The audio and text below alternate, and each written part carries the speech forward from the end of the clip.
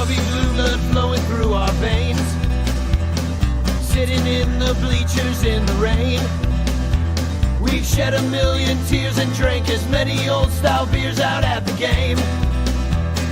Let's go, Cubby, Son Ranto. Michael Cotton. Son Ranto. Michael Cotton. Son Ranto and the lovable Lucy. Mucho Scali. Son Ranto. Michael.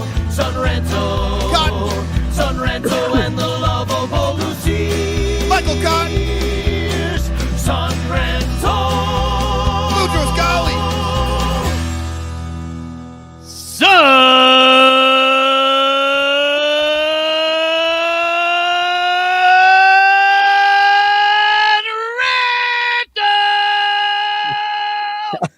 Oh, yeah, baby, New Year. Nice. In my ears. Motherfucking New Year, Cubs fans. Woo, yeah. 2026, as Ernie Beggs would have said, kick him in the dicks in 26. And then he would have done a bell kick. He would actually say, kick him in both balls. Let's play two. Let's play two balls. Let's play two balls with my point. Welcome to Son Ranto Show. That was the lovable Lucy Ears, Lyle Aker, founder of the Son Ranto podcast. And we also have Michael Cotton, the Cubes fan himself. Founder? Never even met her. Don't know what you're talking about. Well, you're not really a founder, but you came, 2 years after? I just wanted to bring up that this is like the 14th year for Ernie Beggs. So let's win it all. Kick him in the dicks in 26. Let's go. Ernie never won it all. Loser. No, he didn't. Yeah. He was on one of the worst teams. Was that sacrilege? Like, you call lots of people losers. I don't think you call Ernie a loser. One of the nicest guys I ever met. He didn't even live long enough to see it. That's the bad part. All the guys, like all the ones that you really wanted it, Ernie and Ronnie and, nobody wanted a championship more than those two. And they were both gone before it happened. Yeah. Some would say that that's how it had to be. That, the ghost of some would, not me. I would never say something morbid like that. It'd be horrible. But, some would say that Satan stole their souls, and then somebody sold their soul to get this championship, and now we're in the worst timeline. Obviously, the gates of hell did open up because a certain someone was elected president only days later. Right. So it's not those guys gave their lives so you could see a championship. They won it from up there, but because of that, here we are. Yeah, Congratulations. We are. Living in 10 years later. Living in fascism. The bad part is that they had tricked Ronnie. He had already given each leg. Right. They just kept taking bits and pieces of him until, he was two legs down. And then the devil said, "No, I'm just yanking your leg." I was just pulling your leg off. Well, welcome to 2026, everybody. This is Son Ranto Show on the Bleacher Bunch Network, on the Fans First Podcast Network. And it's brought to you by our 93 paid Patreon super ranchers who support us for exclusive content at patreon.com/bleacherbunch, especially Blake Beard and Bernie Barron. That's a hell of a lot of alliteration and support. And beeb. You know what? I love it. It's the Bleacher Bunch. It's Bernie Barron. It's Blake Beard. We, Bleacher Bum Band. It's all bees. Banny Bockett. It's kind of like how Michael the Cubs. Bile Baker. Thank you. I needed something else. Yeah. Bile. Bile. just so bad. Ball bite bog. B bell bog bike biss. Belcom boobum bampo. Bo. This is one of the goofiest damn things we've ever done. Belcom boom barbell spurs. Bin babutch burts. Good board. This is bedicabus. Buy your Berts said bin babutch Berts. Can be boo bo bo bite. People were just tuning in or just like trying to fix their audio. Like, what the hell's going on? Am I having a stroke? My first glass of wine. Of 2026 or of the hour? of the last hour of the 9 o'clock hour. Yeah, of January 8th. My first glass of wine of the last 10 minutes. In the clutch shirts, Matt Kammerer's Permanent Paintings. They are our sponsors. Support them on Etsy. And before we get started, I just want to go around and say, how'd you spend your winter break? You know what? We're both dead silent. Like, I slept as much as possible. Yeah, a little work, a little off time. Spent some time at the holidays with the fam, and did a little bit of that. And you know what? Not so bad. Not so bad. It's been cold as fucking balls here, and today it hit 40 for the first time in probably 45 days.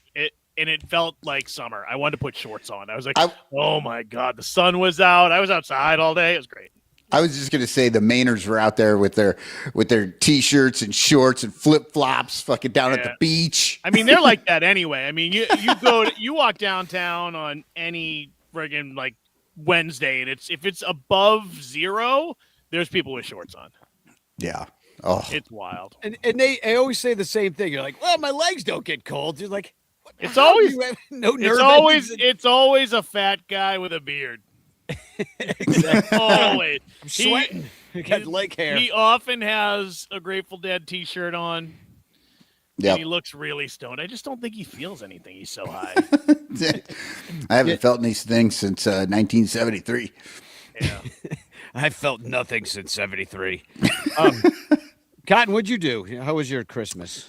Well, as you know, Your mom felt something I in don't really 73. like extended family, so we just stayed the fuck home. We don't go anywhere. When it comes to holidays and stuff, I don't send out Christmas cards. You know, I don't do any of that shit. People send Christmas cards, and for about a half a second, I feel like, oh man, maybe I should. No.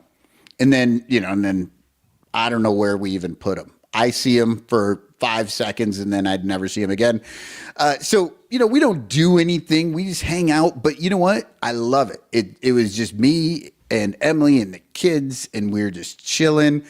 And that's nice. The big thing that happened in my house over this. Your fence blew down.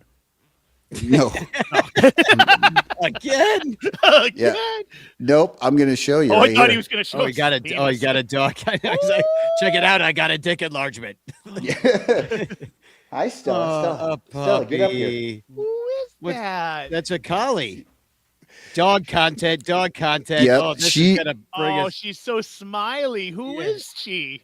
This is Stella. She is an Australian Shepherd. I've had her for about 4 or 5 days now, and had no idea when I got her. I was like, oh, I'm getting a little shadow in the shape of a dog.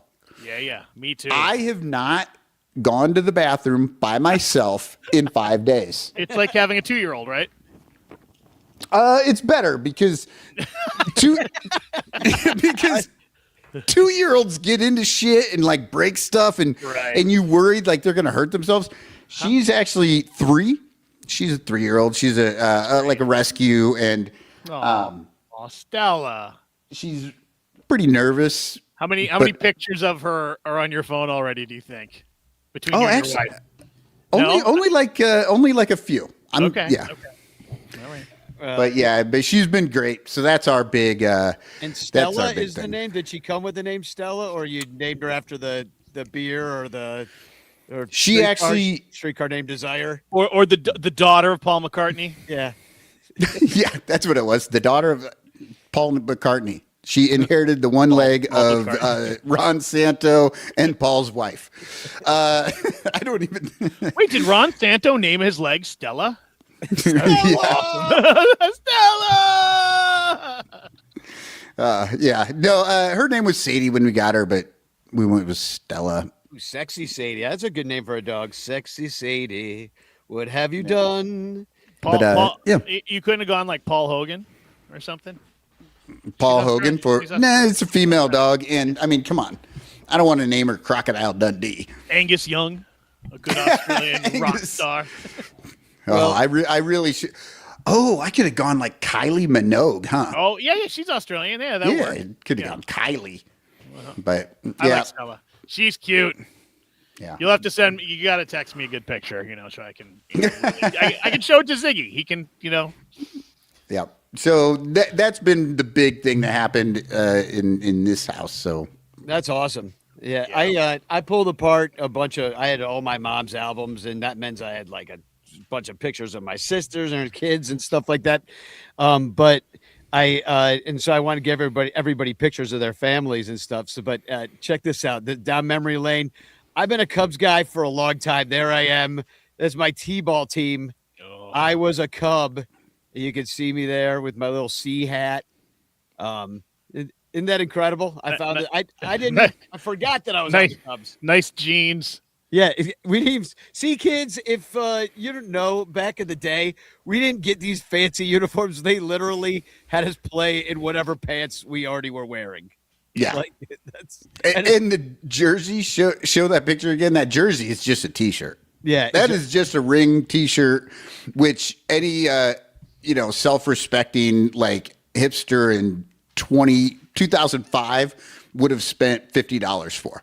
Oh, the ringer tee. Oh, yeah, those got real popular again. And the fanciest thing about us is that banner that we have that says Cubs 1981 because that, like, I don't know, somebody's mom made probably. It's what it looks It's great. Your mom might have made it. I don't know. She's crafty, but that's not her. That's not exactly her style. But Look at that. She even traced her dildos on there. Weird. I don't know what happened to that coach's head, but he must have done something to me that I didn't like. He like benched me or. Oh, I thought you meant the one we could see. Look at that fucking melon. Jesus Christ. I got a big head, but that thing's got its own zip code. His head's wider than his shoulders. It's really more the lack of neck that really that hat is just a 5-gallon bucket. It's Just sitting up there. I bet that thing would fit me. Yeah. Later on, I was traded to the Al's Radio and TV Pirates. That was a little bit later in my career. Terry E. Is that Lee Elia in the khaki shorts? I don't know. I ripped that guy's head off. I don't know what he did to deserve that, but he did something. But yeah, and I also put together. You were an angry young man. I could see me ripping the head off of it. I hate that You guy. got chill in the middle somewhere, and then you got angry again. As I've watched you get angry, as you've gotten older, I was like, oh, that was like That's young how Danny. it was as a kid. That's Yeah, how it he was. was a little- I know this. I know this. Yeah. So I also have a whole bunch of these chance postcards that I've filled out to all the winners, and we're going to start again. So hashtag chance in the chat, and you'll win a Frank Chance postcard sent to you by me with a message of love. Well, and for that, so Alex Anderson won the year-end thing. I got to get Alex their prize too. I've already given Alex part of it with the bobblehead and stuff. Went to an Iowa women's basketball game with them, and Iowa won. They kicked ass. So that's really where my sports head is right now. It's with Iowa women's basketball and unrivaled 3-on-3 basketball league right now. I'll watch that shit all week long if I can. I've been following a little college football, and I don't really watch college football growing up in the Northeast. We don't have, BC, maybe Syracuse. Like outside of that, it's Ivy League, and who the fuck gives a fuck about those fucks? Now Harvard, the Harvard football fuck that. team. Yale, Harvard. I'm not interested. So, but I've been following this a little bit. I think. Don't you have the Navy and Army up there? Yeah, but not up here. Like Army is probably the biggest college football team in the area. But They've got they're running the wing T from 1978 still. Exactly. So Yeah, been doing that, but I'm getting ready for the Olympics and World Baseball Classic, man. I'm excited about that. I'm excited about World Baseball Classic, and we're really not that far away from spring training. Like we could say that next month spring training starts. Right. Now. January, we still got Cubs Cotton. Like we're getting through it. Where I saw we reached the halfway point of the off season at sometime over the break and everything. Yep, so the baseball solstice. The baseball was all the talk. Yeah, the baseball equinox. I've started work on season 4, game 4 of the baseball rabbit hole. And now I'm like worried. I'm like, oh my God, it is next month. I have a month and a half to get this first episode done, and I'm just like, I don't know if I'm going to do it. Well, the good thing is that we don't care. But I love baseball rabbit hole. I've seen the listener numbers, and you're right. Nobody cares. Nobody cares. But I love listening to it, so I do hope you get it done. But like, just don't put pressure on yourself because it's a great show. You just do it when you have time. Don't put pressure. But I do want to thank Mr. Tom Cooper, who's in the chat right now saying #chance. I want to thank him because he gave me a ticket to Cubs convention. Sweet. So thank you, Tom. That he's the only Tom I'm going to be saying thank you to. Let me tell you.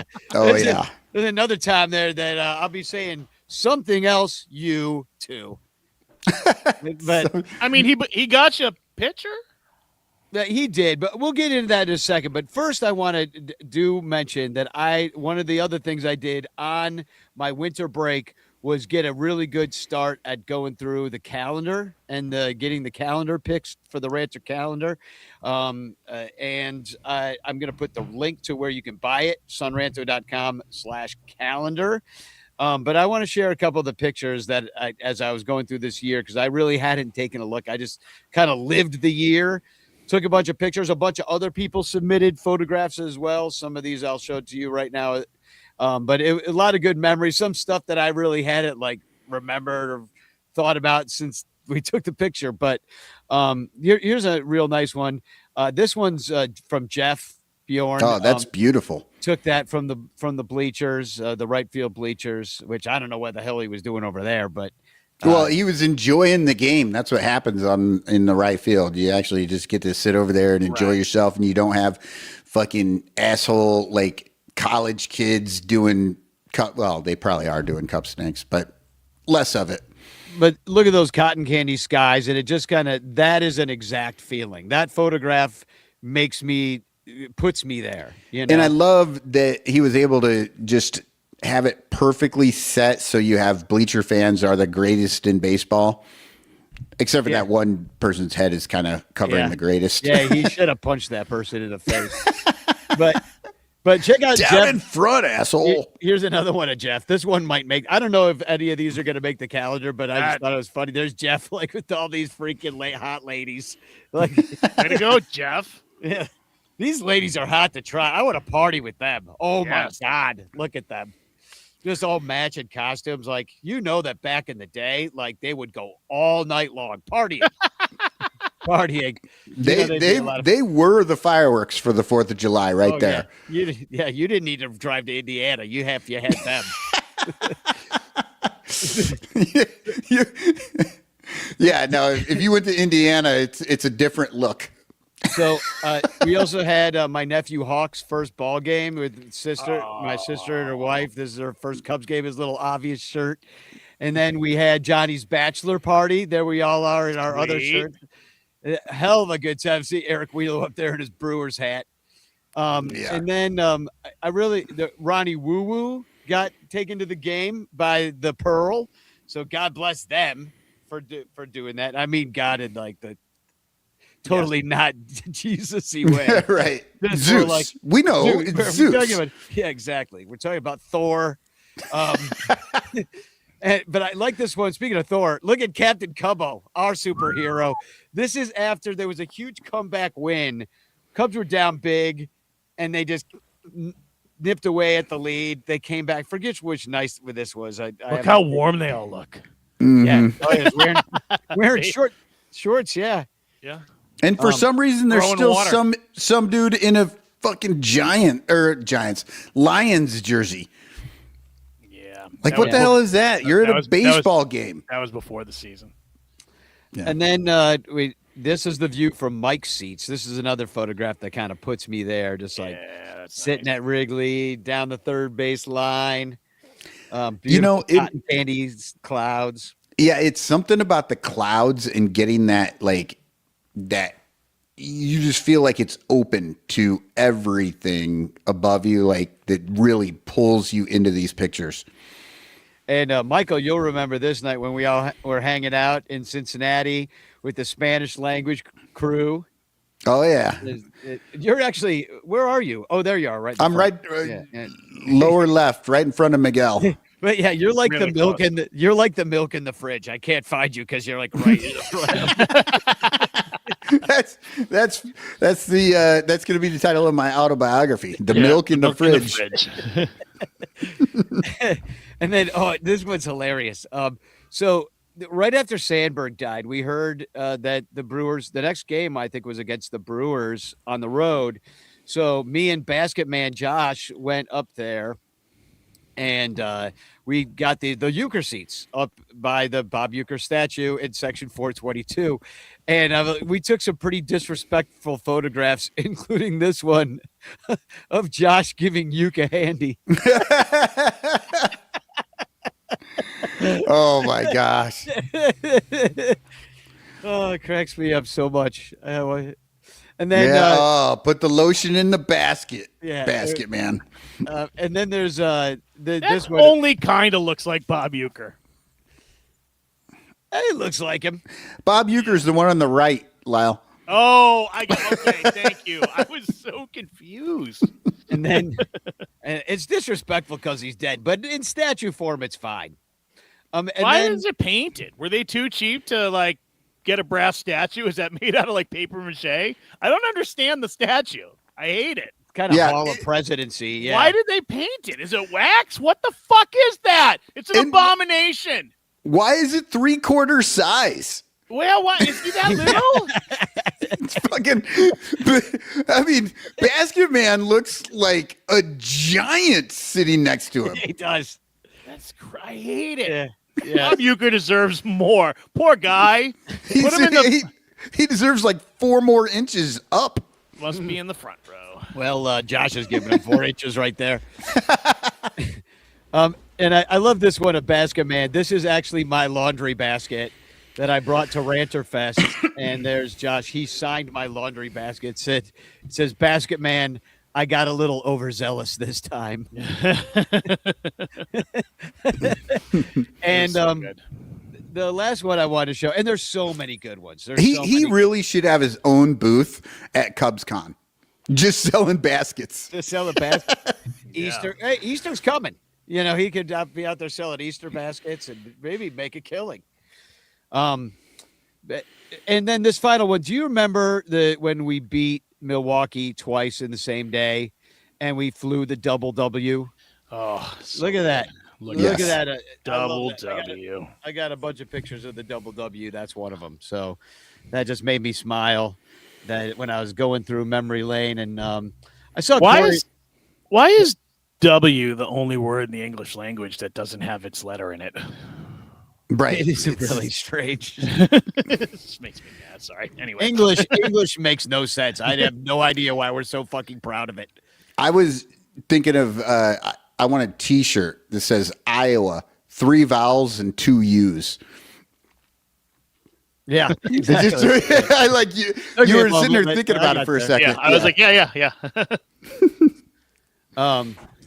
yeah. So it's great walking down memory lane. The calendar is going to be awesome. In fact, like there are so many great pictures. There's over 600 that I need to like narrow it down to like 100. And I was talking to Crawley because he sent me a shit ton of pictures as well, because he's one of the people that's one of the main contributors to the photographs. He always has great stuff. And I'm like, you know what we should do next year? Instead of a calendar, scrap the calendar. We've done enough of them. Let's do a yearbook where you could like get your like lame ass picture in Like the yearbook and like the Ranter yearbook, and everybody could just get in it. And then we could get 600 pictures in there. And then like, I don't know how much these things cost. I have to price it out. Like nobody's going to want to spend more than $30 for this thing. Right. So, you know, Right. we got to figure out if it makes sense to make, but I think I would though, if think it's cool. You should take actual like still like headshot type photos at the game and just be like, listen, this is the spot we do it. You come to these games, you come through and you get your picture done for the yearbook. Yeah, there's In your 3 best Cubs days. gear. Yeah. 3 days for picture day. We'll get a background over at Ball Hawk Corner. Because we don't have the I like technology. that idea though. I like that idea that you know, of a yearbook. You know, we could maybe I always feel limited by the calendar because I have to use that template that they have on that site, Yeah. So We could even do a sort of a book, like a picture book, like I've done with the Bleacher Bum Bible book and out on Amazon. Those are cheap. Those are we could get those done for like $5. Corey asked the picture booth at Nisei. I'm like, freaking perfect. You got that booth. That's it. Yeah, we'll do it there. And then And just them to you just put a box back there where people deposit their photos. Just make sure they write their names and whatever their yearbook quote is in it, and just stick it in there. And then you pick your favorites out of there, and there you go. yeah, There we go. and Joey's like, will it be like high school and no girls will want to sign it? I don't know what kind of high school experience you had, Joey, but Danny, I got a few girls Danny, in my. I'll Danny pull out my could yearbook sing. right now. It's right behind me. I can sing. Danny looks at it every morning. That's how he starts Yeah. his day. That's where he gets his joy from. You have such a beautiful voice. Good luck in New York. Danny, good luck this summer. Good luck this Have summer. a good summer. Kisses, kisses, kisses. XOXOXO. Yeah. It was great meeting you. I hope to see you again. It's like, what the fuck? Yeah. We've known each other for 5 years. Yeah. So we are well into this show. So let's take a break because we haven't talked about a thing about the Cubs. Not a thing. I mean, we've shown pictures of Wrigley Field. Yeah, we're a lifestyle podcast. We are. And I need to fill my lifestyle with some more wine. So. We're like, yeah, exactly. We're like Gwyneth Paltrow's Goop. We should. We are definitely like Goop. We should sell a vagina candle. All right. Well, That's just, oh God, no. Yeah, I almost went there, and then I decided, you know what? This is going on the internet. We'll stop right there. Do you think Ron Santo had a fleshlight inside of his prosthetic leg? tickle in his stub. One prosthetic leg was the Ron Santo leg bong, remember? And Right. the other one was a fleshlight. All right. He was covered for the entire weekend. That's sick. What a life. What a life. Professional baseball player and a bong / flashlight walking mechanism. Well, He became kind of like a what are those like like a Mr. Cub Gadget. Scout, like a Cub Scout knife where Yeah, you just yeah. keep pulling little bits off of Swiss it, Army knife, used for yeah. different things. Yeah. like you said, Inspector Gadget. Yeah. Go gadget leg. Just make sure you call the right one, or you're gonna have a. Ron Santo. Acapulco taco pie. Seattle Sutton. Man, total blast from the Go, past. Ronnie, go! Sorry. Back in the day, Emily and I actually did the Seattle Sudden. I lost like 35 pounds on that shit way back, fucking 15 years ago. Ron lost 35 pounds too when he got his leg out. Yeah, he did. I lost 35 pounds on Seattle Sutton. You're like, you sawed your leg off, Ron. Oh, well. Speaking of sawing our leg off, we lost Owen Casey. Well, fuck, buddy. This is from Chris Salato. I took this off the Ranchers page. Thank you. Chris Salato put, well, fuck, buddy. We lost our Canadian ginger. Well, fuck, buddy. He's gone. So I just like talking like that. Well, fuck, buddy. Fuck, buddy. Well, Yeah, fuck me. Dempster has actually told us he won't do any games this year because of this trade. Yeah. Well, half the Cub fans are enjoying or celebrating that. Well, we got a starting pitcher, Edward, middle name Branny or Brainy. I don't know which it is. Brany, Cabrera to the Cubs. Trade away Owen Casey, Christian Hernandez, who stole 52 bases in South Bend. So we just lost the next Vince Coleman. Goodbye. The next Maury Wills. See ya.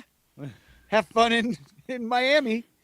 And Edgardo de Leon, which means of the lion, which he was going to be good. Right. So basically, we just sold off the future for the immediate and present and the slightly distant future. All that and more after this break. The wild thing is this is so, even though it's 3 players to 1 player, this is so 3 to 1. leveraged toward the Cubs. Like, this is such a terrible trade by the Marlins that I am almost like worried. What do the Marlins know? Like, is this going to be a Soroka situation where he throws 4 pitches and we never see him again? He was a little hurt last year. He was a little hurt last year. He's been a lot of hurt the rest of his career. So last year was his. Put it up. Let's put it up. Last year was his. He's pitched 89 games in 6 years. Yeah, last year As he had a starter? 137 innings. He did all right. He's the new Michael. He's the new Matthew Boyd. Expect 15 starts, people. Oh God, That's it. 15 starts for Owen Casey, and those other future Hall of Famers. I Right. mean, when you see what he did, and I'm not impressed by the walk rate throughout his career. 4.5 walks per 9, and then all these people online are like, "Oh well, Tyler Zombro is going to get to him. He's going to be an entirely new person." I'm like, Tyler Zombro is not a magician. He's not like the horse whisperer. You know what I mean? Like, and these aren't horses. These are human beings throwing baseballs. and stop calling them horses. You have some respect for that random Twitter guy just made up. Yeah, random Twitter straw man that I hate. No, I mean, and the whip 1.3 on the career. The strikeout numbers are there. I'll give it. The Cubs have not had that. The guy throws hard when he's pitching, and it seems to keep. Michael, where in 1 through 5 is he as the pitcher for the Cubs? Well, that's the problem. If you were going to rank it in that old-fashioned way, you're not putting him as a 1. Right. He's not a 1. I think. I mean, as of right this moment, Horton is your 1. Horton here's a who. A who is 1, and then we've got Horton is a hoe. Probably.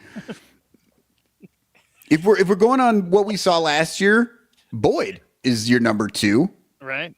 And then it's kind of a toss-up between Shota and Cabrera for number 3, and then obviously the other one's 4. And then you have Ray and or Assad. Tyone. Oh, yeah, Tyone. Sorry, Tyone would be your 5. Well, and we don't know because they're all the same guy, right? They're all like, the same guy. Yeah, they're all like, it doesn't matter. You have a team of 3s, which is not threes. bad. Yeah, better than a team of number 2s. Right. Well, and I was saying I love going number 3. It's my favorite. That's when you piss and shit at the same time. Oh, no. While throwing up. Yeah. No, that's a number 4.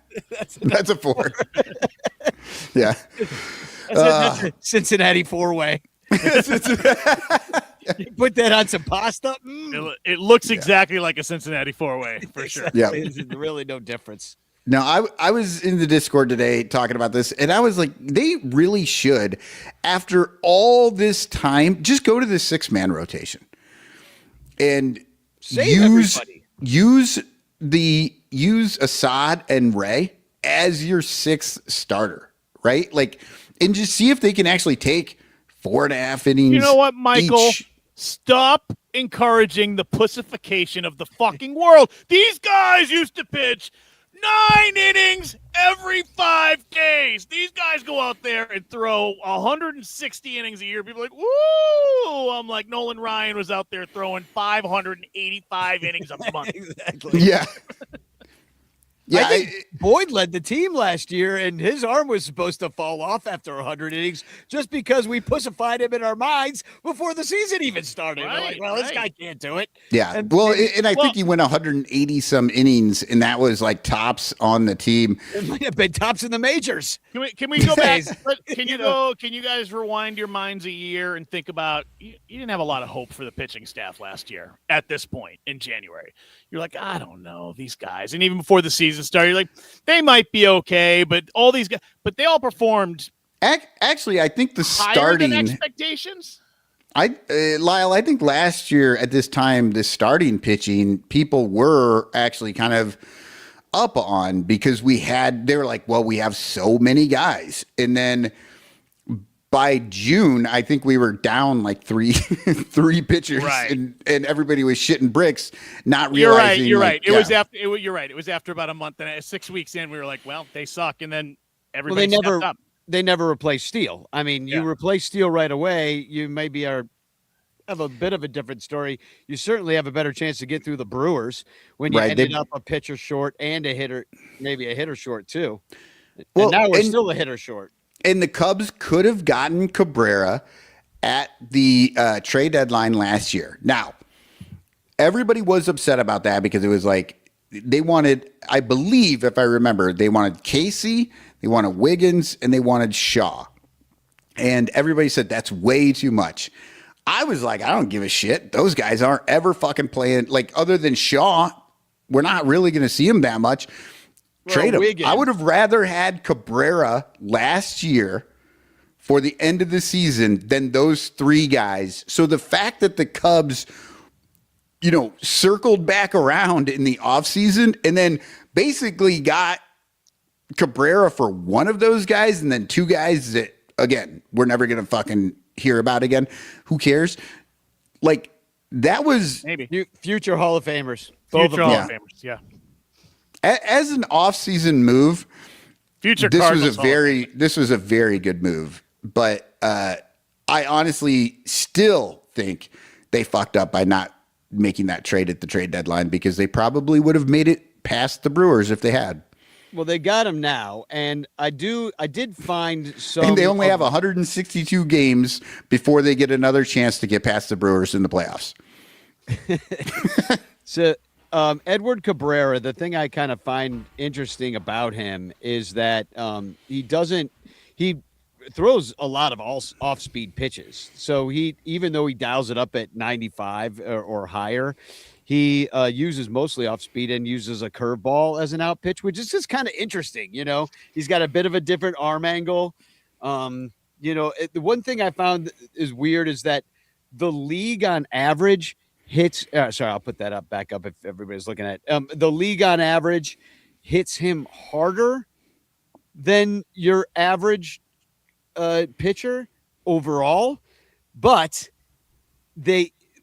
like of the hardest hits in the league, he's on the low end of that. Does that make sense? So he gets hit kind of hard, but not the hardest.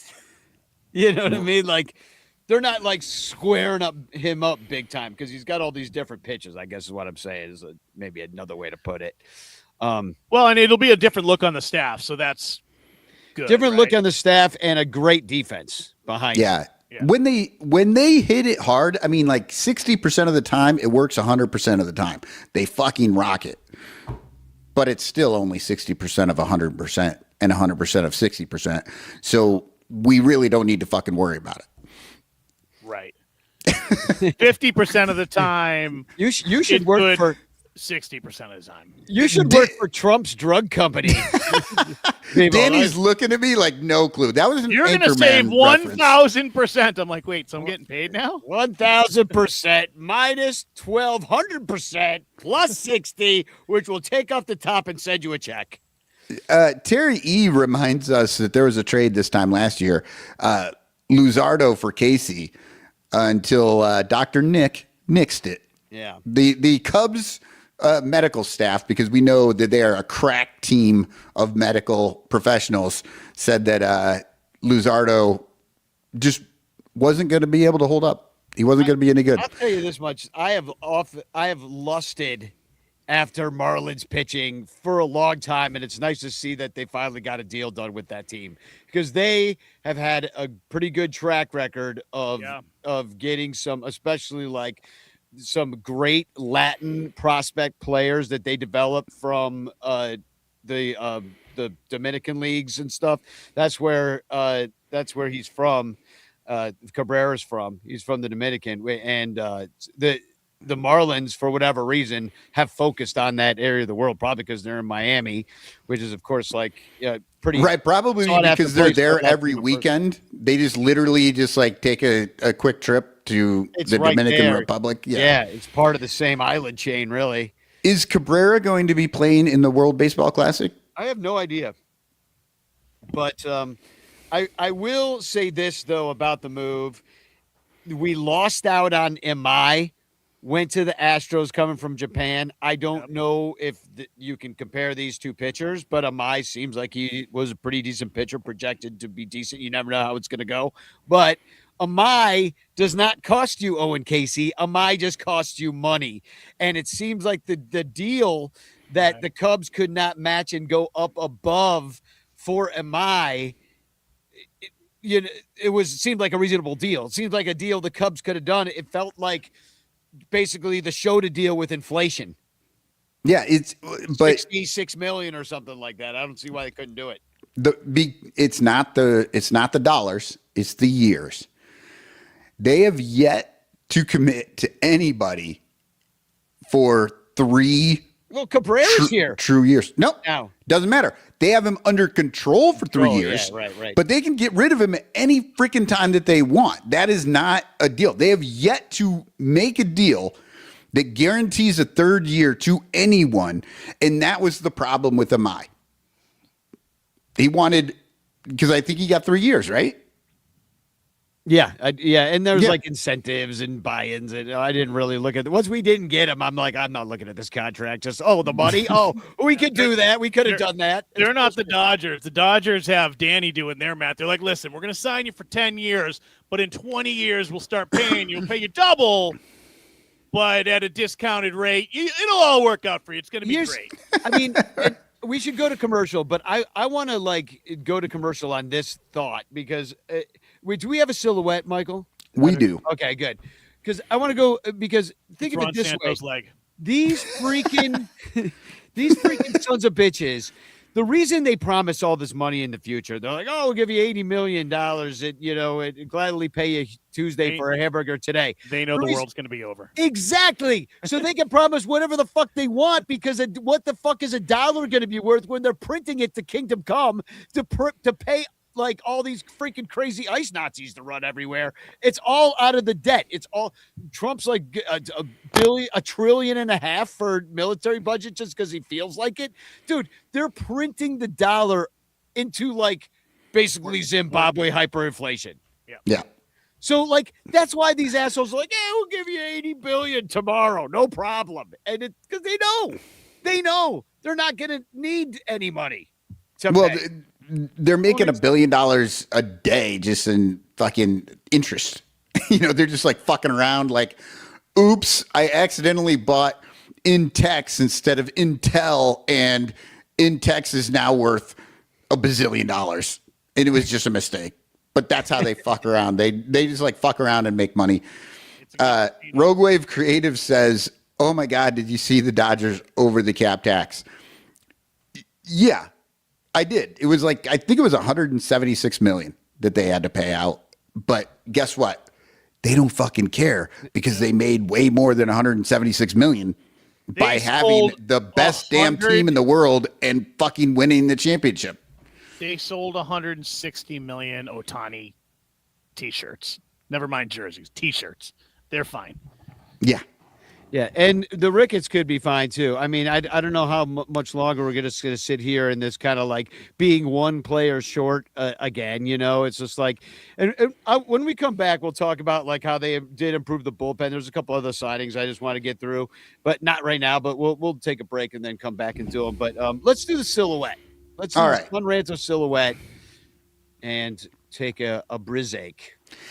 #chance in the chat. All right, here we go. The silhouette. Who's that Cubby? Oh, I think I know. That's a good looking card right there. Put it so it's a tops. So obviously it is a pitcher. There's a little P down in the corner. So, he dribbled a little bit. So there's some P in the corner. A little P in the corner. Yep. So, so if you think you know who this is, chime in the chat. And when we come back from break, I will let you know who it is. All right. I don't know who that is. We'll be right back.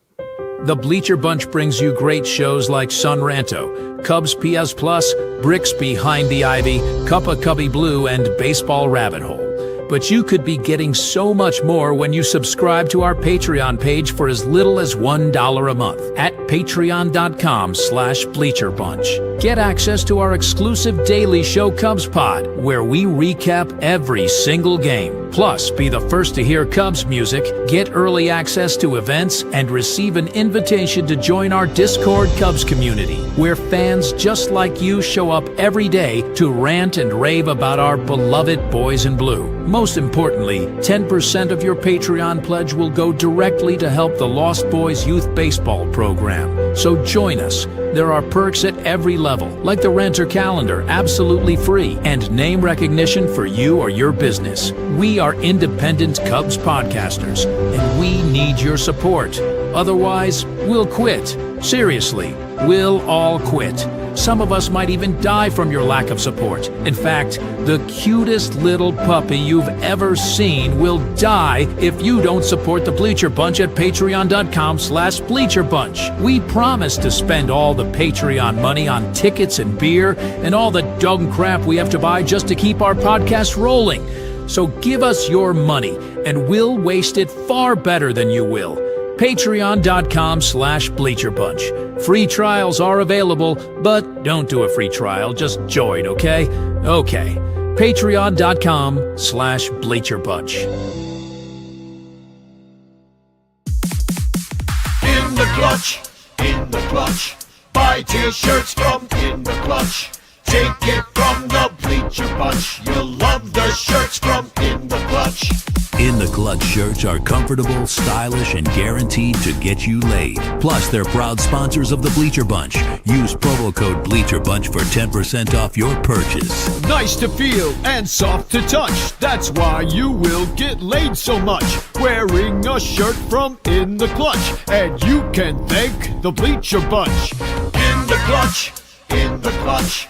Buy t-shirts from In the Clutch. Remember the code Bleacher Bunch. Save 10% at In the Clutch. In the Clutch. In the Clutch. In the Clutch shirts actually not really guaranteed to get you laid. Who's that Cubby? Are Who's back. that cubby?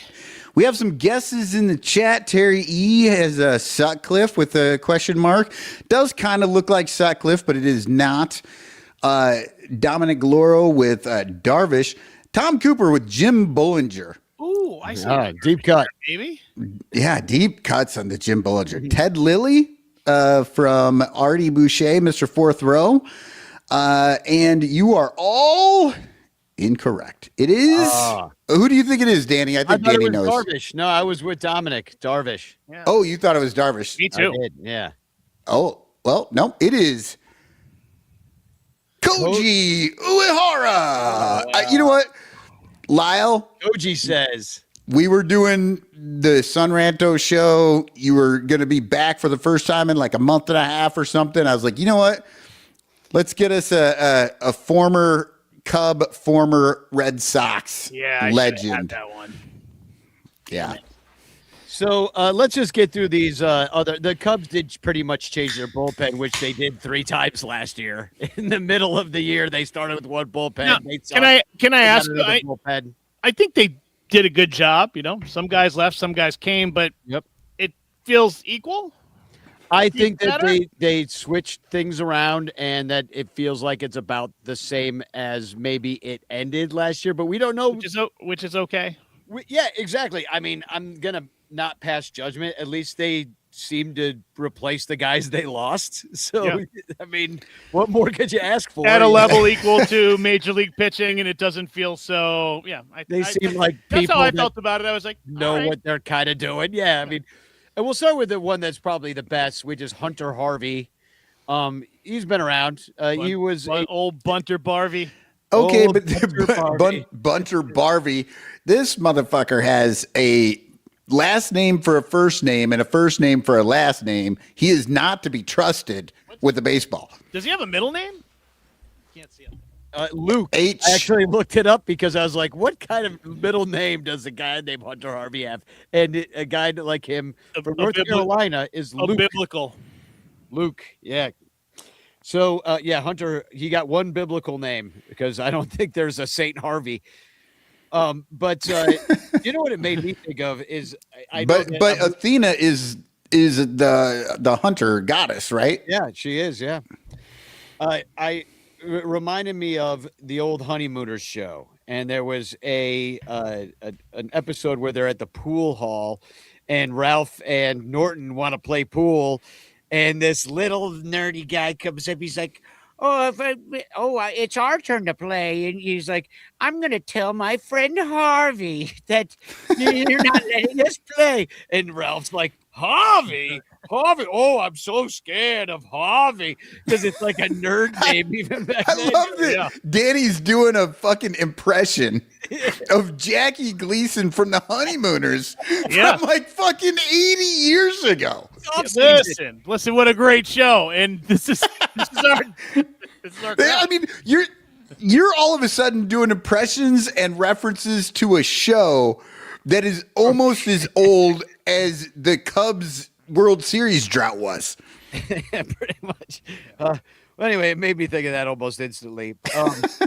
A first round pick from the Orioles and throws hard. Strikeout numbers are there, pretty much 1 per inning, a little bit more than that. The walk numbers, once again, I'm just like, okay. I mean, it's not as bad as the other guy, but as bad as Cabrera. But I don't know. I don't know. Maybe you just hope with good defense comes less walks because the pitchers can be a little more aggressive and not have to worry about pitching around the edges as much, right? Yeah, and he really is more of a fastball slider kind of type. Fastball split. Split's kind of like a fastball anyway. And then so he's at least he throws hard. So we got somebody because that's always been the problem. We got nobody back there besides Palencia really that threw hard. He wasn't even there all year. And then they also got another Ranger to add to Phil Matone, who we talked about at a couple. He's going to be a big part of the. Now I know Lyle, you watch a lot more AL ball. The only one I had heard of is Phil Matone. I never heard of Jacob Webb, this other guy that we. Yeah, got. Just another one of those guys. Another one of those guys. Yeah. You're like, oh yeah, I remember that guy pitched once that time. For that team. See, I'm confused, Danny. Where is your Dragnet reference now with fucking Jacob Webb on this team? Well, I didn't watch Dragnet. I watched the Honeymooners. So Jacob Webb, he's going to be a righty. Danny hating cops since inception. Nice. Yes. 93 on the 4-seam, fastball change guy with a sweeper. So he's going to be a part of the bullpen. I mean, these guys seem all like they're legitimate dudes. And then you add them to Holby Milner. Now, here's the one I'm worried about because you know how they were stacking lefties last year? They stacked all those lefties. They stacked this guy this time named Ryan Rollison, who is a Colorado Rockies first-round pick in 2018. Rockies. Oh, my God. And he was so terrible he couldn't make the Rockies team. Yeah, that's rough. As a first-round pick. And now we got him. After, guess what? After he got sold to the Braves for cash, Braves didn't want him. They took one look at him, never pitched in a Braves uniform, got rid of him. White Sox pick him up. No, we don't want him either. He's not even good enough to pitch on the freaking White Sox. And now the Cubs are like, oh, let's just stack some lefties. He's literally been on 2 of the absolute worst teams in the history of baseball. The Rockies and the White Sox of the last few years. And the Cubs are taking a flyer on this guy. Yeah. Like, what do they think they're going to find? Look at his minor league numbers. He's been there forever, since 2017, age 19. Actually, that's when he was in college. But it's not great. I mean, it's just like Lyle, you're a lefty. You really should have been a pitcher, a professional pitcher. Look at this guy. He's not even good. He's not even a good pitcher, and he still has this career. Can I ask you though? Again, pitching on a really bad team, a couple bad teams with bad defense. Do you think when you get onto a club that's at the higher echelon of MLB, like maybe it brings that level up? Like maybe they see, well, he's got good stuff. Maybe the confidence of playing in a bet. I don't know. I'm trying to be positive here, guys. It's the off season. Well, I appreciate it, Lyle, but I don't know which good team you're talking about. I think we're going to see it. I think this is going to be the only time we talk about him, and I'll be surprised if he makes it to Cubs Con. You don't think the Cubs are gonna, Michael, you don't think the Cubs are going to be good this year?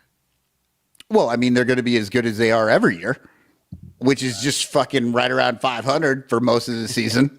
Right. I mean, we'll see what happens. The Cubs went on a streak last year in like May where they were fucking great, right?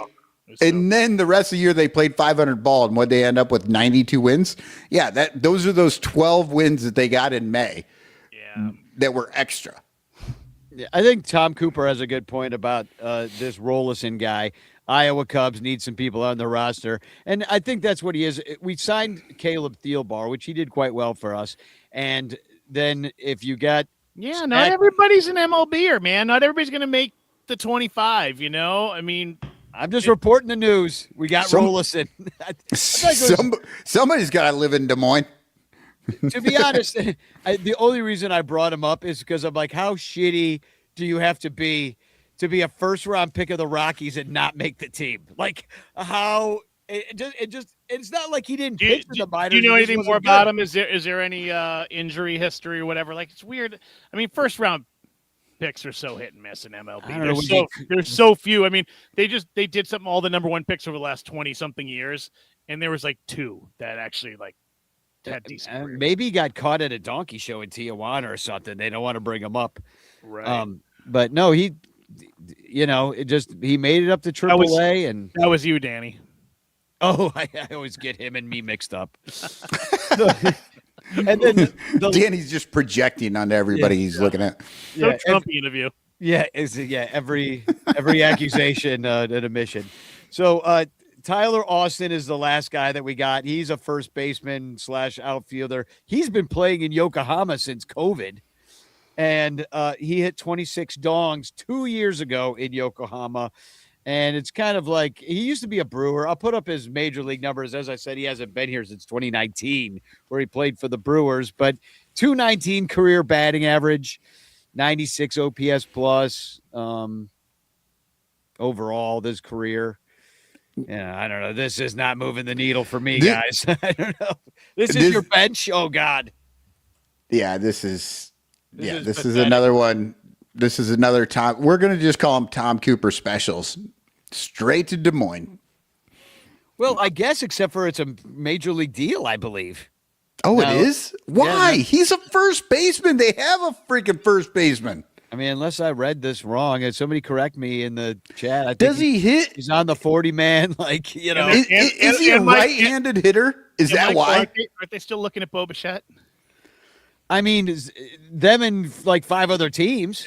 Yeah. My team hasn't signed anyone. They haven't done anything. They've not made. They've done fucking. I know. Well, Bregman, they were talking to, and Cubs were apparently in on that too. I mean, God, I mean, wouldn't it be nice? I mean, the Cubs really could do something, and I did want to, and I will bring it up because we're going to do bitch clock, but fuck. How people can just say like, oh, well, Kyle Tucker's gone. We're not getting Kyle Tucker. We're not getting anybody else, blah, blah, blah.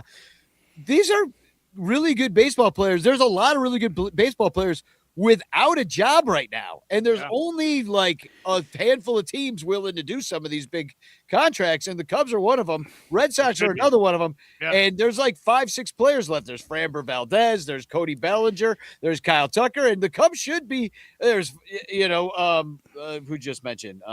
They're all going to end. It's like but it's going to be the bench for the Dodgers. They're just going to sign all of them. Yeah. Well, dude, I had an argument on Twitter with somebody today because I was like, oh, we'll finally get Cody Bellinger. Wouldn't it have been nice to have him last year? And everybody said again, oh, we didn't need him because we had lefty Kyle Tucker and we had Pete Crow-Armstrong. We had all these guys, and you're never going to get this. I'm like, but we have Ian Happ. Yeah. But, that's the thing. Cubs fans are so fucking delusional that they talk about the fact that they're like, we need outfielders, but they're never talking about Ian Happ. We have a DH. Can you imagine the lefty pop against, like, most pitchers are right-handed, right? Most people are right-handed. Now, can you imagine like the lefty pop when you got Ordinary. Tucker, Bellinger, PCA, Hap.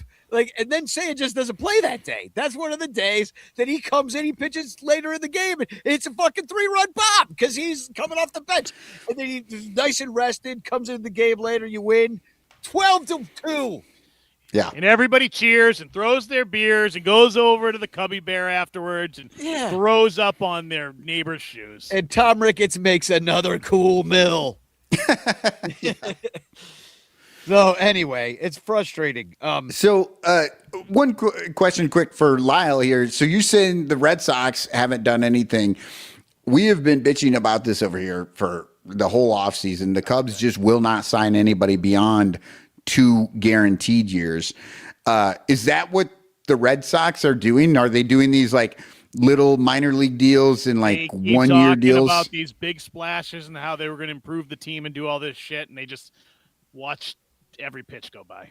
They're not doing anything. They're just not doing anything. Are they doing the thing because they're being of cheap? Are they CBAing it? Like, are they going up against the CBA? Maybe. That's some of the talk. That's what people are saying. They're like, oh, they might just wait this out. But we have a pretty decent team. We have some good young players. Like, now's the time. Like, fucking Pounce. And they're just they don't want to fucking spend a goddamn penny. It's so frustrating to watch. I mean, you guys see that. Like, just watching the Cubs front office for years and years and years. You're like, you're supposed to be top. Even when they're spending a ton of money, you're like, why did you spend that money? Like, let's go out there. Like, if you're going to spend money, let's fucking spend money, I think. And it just, well, we could say who it is. I mean, you can name the teams. And some of these teams have fallen behind in it. Yankees, Red Sox, Cubs, Dodgers, and now you can pretty much add the Phillies to it as well as big market team, and the Mets, of course. And the Mets. But the Mets are bigger. I mean, even the Yankees have fallen off. Like, it's crazy to see. I mean, fallen off. Oh, yeah, because they're not that team anymore. The Dodgers are that team now, but the Yankees were that team for my entire lifetime. Well, I feel like the Mets are the Yankees of the 90s, right? George Steinbrenner is now dead, and little Georgie Porgy Puddin' Pie is in there, and he's like, oh, well, we got to run this like a corporation, whereas fucking Steinbrenner was like, I don't give a fuck, just win the goddamn games, and I'll just give you whatever money you need to do it. Well, the difference is the Mets have not won shit. They have not won shit. But you know what? Neither did the Yankees for a long fucking time. They won like in the 70s, and then they took the 80s off, most of the 90s. Oh, those poor babies. Oh, I feel so bad for them. Oh, God. But what I'm saying is that like Steinbrenner was out there throwing that money out there for 15 years with no championships, and then all of a sudden he won 4 in a row or some bullshit. Yeah, so, the only move the Red Sox have made is Wilson Contreras. Yeah, well, that's a big move. I'm not. Well, it's a trade move in which the Cardinals pay most of that deal, right? Yeah. Yeah, so it's, and the Cardinals are selling off. That's good news for Cub fans because we don't have to really deal with them being good. Lyle, are you happy to see Wilson in a Red Sox uniform? I have mixed feelings. He was someone I loved, and then there's been all this hate. I hated his transition and becoming the doing the heel turn and being Cardinals guy. I was like, just shut up and play baseball. Like, I didn't like it. It was probably fun for him, but it's, like, just as a Cubs fan, I was like, he's a hot. I'm blocked. I'm blocked on Instagram for making fun of his Mia Khalifa exploits. Yeah, that was a long time ago. That was pretty good though. Good for him. Yeah. I don't know. You're going to be happy as hell to hear him talking shit about the Aaron Judge, though, right? Like, yeah, I am.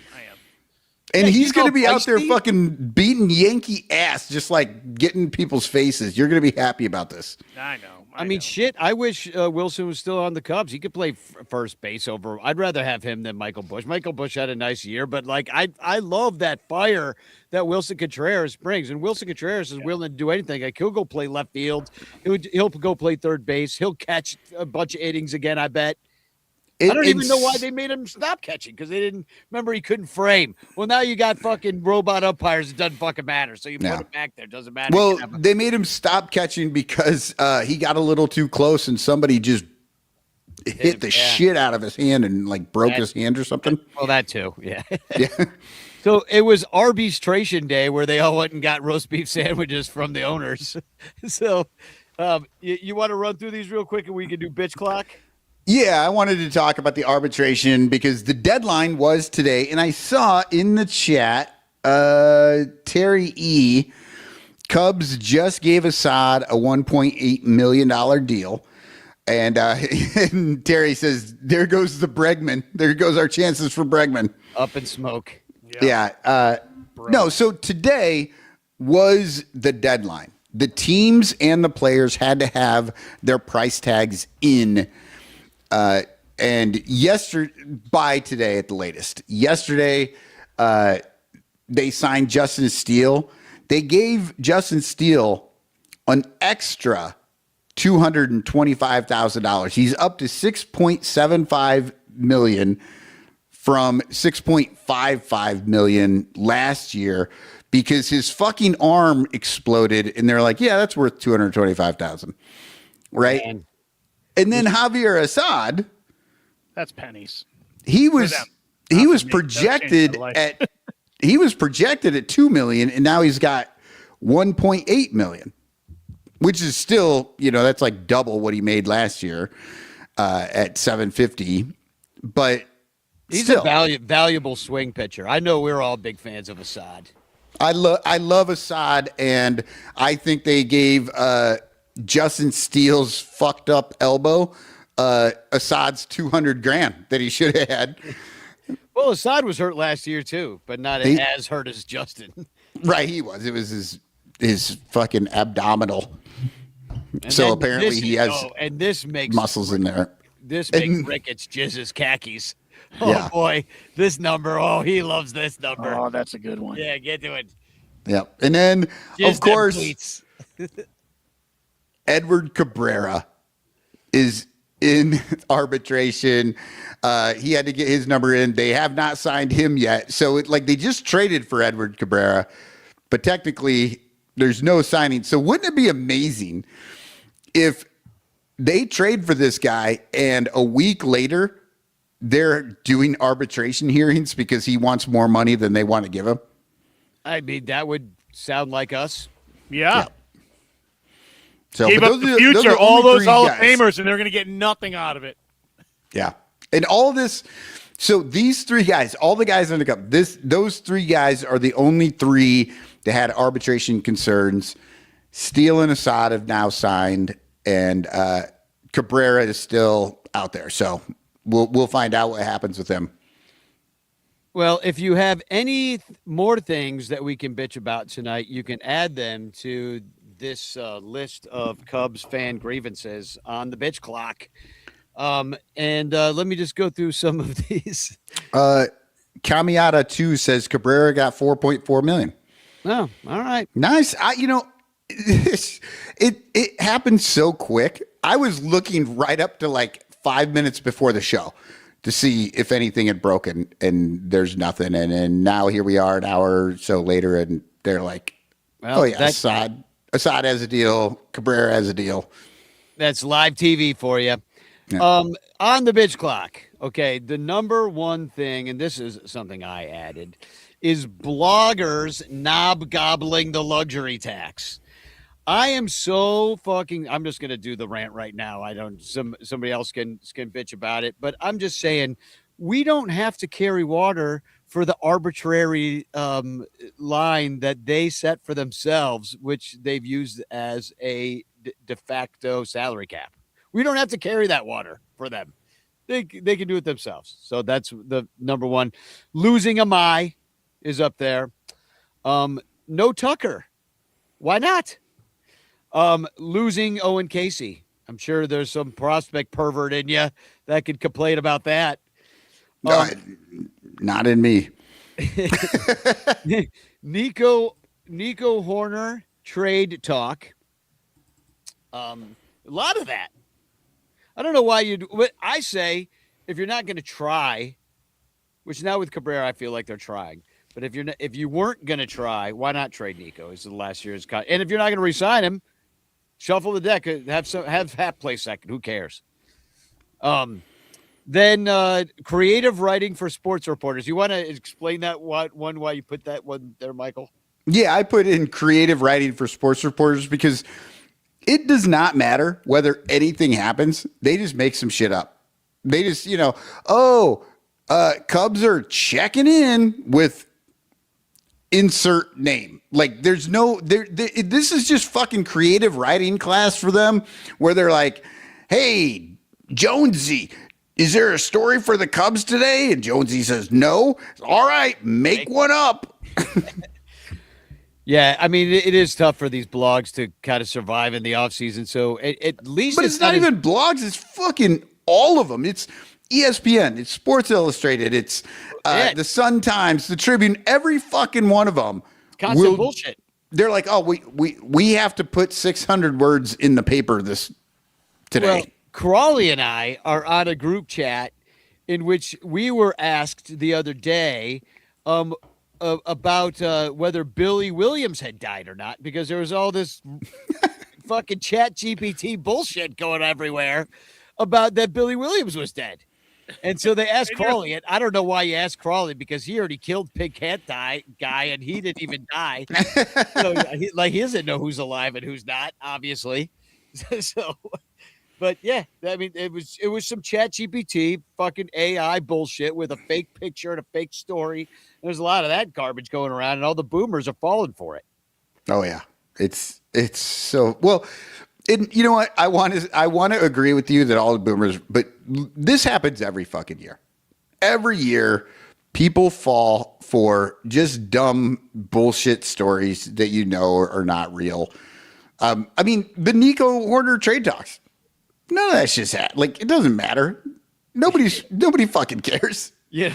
Back when I used to write on Bleed Cubby Blue, I had access to the inner workings of the site, and so I would see. Now Al Yellen he was the one that published everything, but I knew how to publish as well, and so I would go in there and see all the drafts. And he was, and like most newspapers, they have all of their obituaries for some famous person. It's all. So he had them all set up, all ready to go in case it's one of the Hall of Famers died. So he's already written. Probably, 90% of the obit. I was like, I would always think to myself, oh, I could create such havoc and just publish these all at once. Like, they're all dead. Danny, your obit's in there now. Exactly. Oh, man. Oh, yeah, right. Like, I'm going to make Bleed Cubby Blue. The thing that really gets me is just Al Yellen sitting around. He's bored one day. He's like, what should I do? You know what? Why don't I write Dawson's obituary? Yeah. Let me update Dawson's. Yeah. Probably got to update him from time to time because he, Yeah, I got a little free time before I got to go pick the wife up at her hair appointment. Let me write an obituary for Mark Grace. He drinks a lot. He'll probably be dead soon. This is that creative writing that I'm talking about. Yeah. Mark Grace is the last paragraph for Mark Grace's obituary. There's like 8 of them, all 8 different ways that Al Yellen is just guessing he might die. Exactly. He's got an insert like lead pipe in the study. I don't know why it's Clue all of a sudden. He's going to be shot by a disgruntled drinking buddy lover. Drinking buddy lover. Yeah. So was that Eddie George? Mike, was that Eddie George who got shot by the woman he was having an affair with? Oh, in football. Yeah. Yeah. Wasn't that him? I think so. Yeah. Yeah.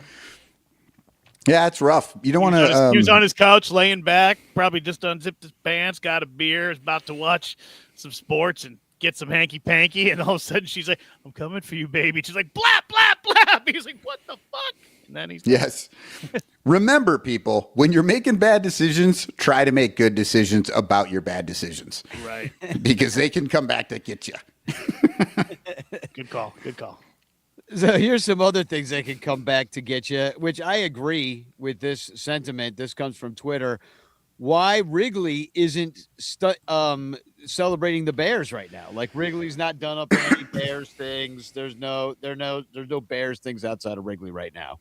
I guess I was down there recently. I didn't see a Bears show, but they should be getting into the spirit. Yeah. Don't you think? What are you talking about? The 40th anniversary of the 2025 Bears, or the 1985 Bears? No, they're going to the playoffs, They're Michael. going to the playoffs. We're Put excited, a flag, you know? yeah, put a flag up. Put Go Bears. I'm sure the Lions. I'm not in Chicago now, but I'm sure the Lions have little helmets on with their scarves. Yeah, you know, yeah. and there's big Bears logos up on the buildings at night. Stuff. Well, I was just going to say that they're so preoccupied with their 10-year anniversary of the 2016 Cubs that they haven't been able to think about the 40th anniversary of the 85 Bears. They are going to shove that shit down our throats so hard this year. This 10-year anniversary thing, like you're going to be paying triple for everything just because Anthony Rizzo's there. Like it's going to be a nightmare. Add it to the list. It's not even that long enough. Add it to the bitch clutch. 10-year yeah, anniversary. Because you're right. It should be 25, maybe 20 years. You know, like I agree. It's too soon. BS 20. Some of the players are still playing. Yeah. You should not be having anniversary parties when those players are still playing and they're not on your team. Most of them not very well, and the ones that are, you should be ashamed that you didn't get them back. Yeah. Well, except for Bryant. But they should have gotten Rizzo. They should have kept Schwarber, obviously. Well, yeah, they could have gotten Schwarber back too, twice. Yeah, and they were like, "Nah, he'll be bad eventually." AI has told me that he would prefer to come here than anywhere else, or come to Chicago than anywhere else. So, here's another thing the Cubs aren't doing. They're not communicating their plans. I think that's fine with me because, like, if they communicate their plans to us, they're communicating them to the rest of the league. Like, I think we wouldn't have a show if we couldn't just sit there and read the tea leaves. Well, I mean, plan? They don't have one. I was just going to say, it's because they don't have one. They obviously operate in a world where it doesn't seem like they do have a plan. Yeah, what are they going to talk about? The plan is to make money by operating like a bank and having a profit margin, sticking to it. You know, that's what their plan is. Stay in the luxury tax and make a shit ton of money off of us. Then, and this one's from Artie on the Discord. No marbles for going after big names. No marbles. Yeah, littlest test. Spin that fucking wheel. Let's go. Well, and the BS 2016 nostalgia as well. So I will spin this wheel, and then we will bring up the bitch clock video. All right, I'm giving it a spin. I don't know who's going first. Michael, let's see what it gets. Let's see what it gets. See if somebody really wants it. Yeah. Oh, I want this. This is what I want. All right. BS 2016 nostalgia. I can't even see it. I don't even know where we're looking. Oh, you can't see it? I can. No. Now, that you can't see it. Now that's just me. All right, I need to get back to the other. I'm sorry, Michael. He still doesn't know how to use it. I don't know how to use it. I don't. 3 years in. 3 years in. It's been a while. We had a. To be fair, it's been a minute since we actually did a show and spun a wheel. Now I think I'm ready. So, are you ready? Once I get this bitch plug. Okay, cool. I just need are we doing 30 seconds? 30 seconds. Let's go. All right, here we go. Bitch clock, you have 30 seconds to bitch. Look, never mind the fact that it's just way too early to start celebrating stuff like this, because as Danny said just before this, there's still some of these guys playing, and it's just they're not going to be there to celebrate. But the biggest problem about this whole fucking thing is it's just shining a bright spotlight on the fact that you've done absolutely fucking nothing since you won that World Series, and this team is a catastrophe of what it should have been. They should have spent so much money in those years after. This should have been a dynasty, people, and you got one fucking championship, and this was your fucking team. Oh, the Cubs are like the 85 Bears. Oh, absolutely. So you know how they have come out in recent years with those like documentaries about how the Bears were the best team that just sucked after 30 for 30s and shit. Yeah, and how they fell apart and all that shit. We're absolutely going to be seeing that in 2035, 2045. We're going to be seeing these documentaries coming out about how the Cubs fucked themselves. They fucked the whole thing up. Yeah. They really did. They fucked the whole thing up. And, some of those guys they left, you're just like, what the fuck happened? Like, I thought that guy was good, KB being, the biggest one of them all. But then, I was top of the list. Get rid of Schwarber. Send him to the AL. He's a fucking DH. He's a DH. But now there's DH everywhere. But it was a mistake. You should have kept that fucking guy.